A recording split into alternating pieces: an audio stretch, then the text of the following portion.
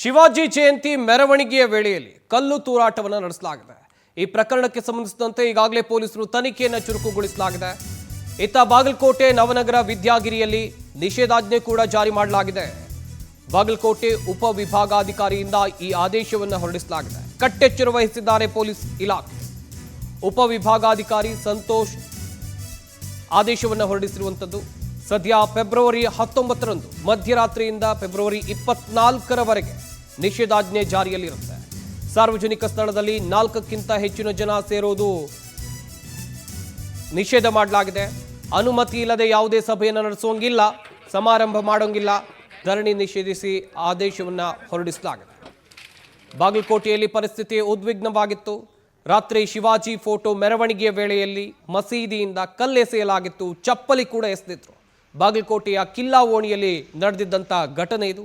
ಮಸೀದಿ ಕಡೆಯಿಂದ ಕಲ್ಲುಗಳು ತೂರಿ ಬಂದಿದ್ವು, ಚಪ್ಪಲಿಗಳು ತೂರಿ ಬಂದಿದ್ವು. ದೊಡ್ಡ ಮಟ್ಟದಲ್ಲಿ ಆಕ್ರೋಶ ವ್ಯಕ್ತವಾಗಿತ್ತು. ಕಲ್ಲು ತೂರಾಟ ಹಿನ್ನೆಲೆಯಲ್ಲಿ ಸ್ಥಳದಲ್ಲಿ ಉದ್ವಿಗ್ನ ಪರಿಸ್ಥಿತಿ ನಿರ್ಮಾಣವಾಗಿದೆ. ಸದ್ಯ ಜನರನ್ನ ಪೊಲೀಸರು ಚದುರಿಸಿದ್ದಾರೆ.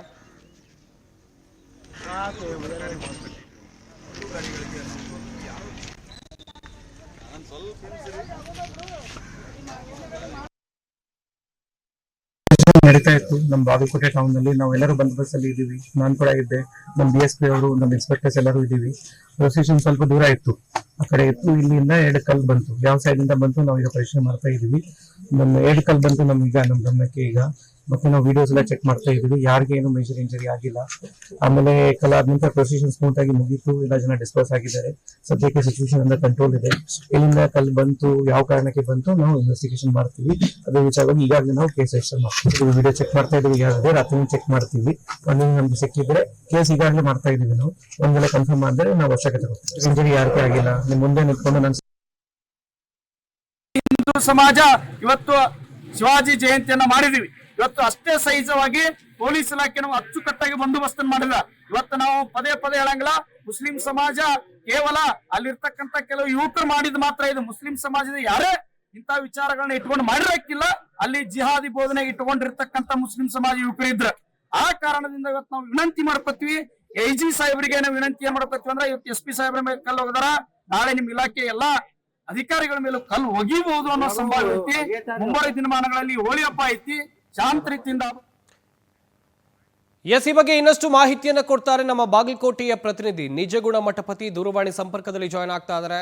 ನಿಜಗುಣ, ಘಟನೆಯ ಬಗ್ಗೆ ನೋಡ್ತಾ ಇದ್ವಿ. ಸದ್ಯ ಪರಿಸ್ಥಿತಿ ಹೇಗಿದೆ? ಎಲ್ಲೆಲ್ಲ ನಿಷೇಧಾಜ್ಞೆ ಜಾರಿಯಲ್ಲಿದೆ? ಯಾವಾಗಿನ ತನಕ ನಿಷೇಧಾಜ್ಞೆ ಜಾರಿಯಲ್ಲಿರುತ್ತೆ?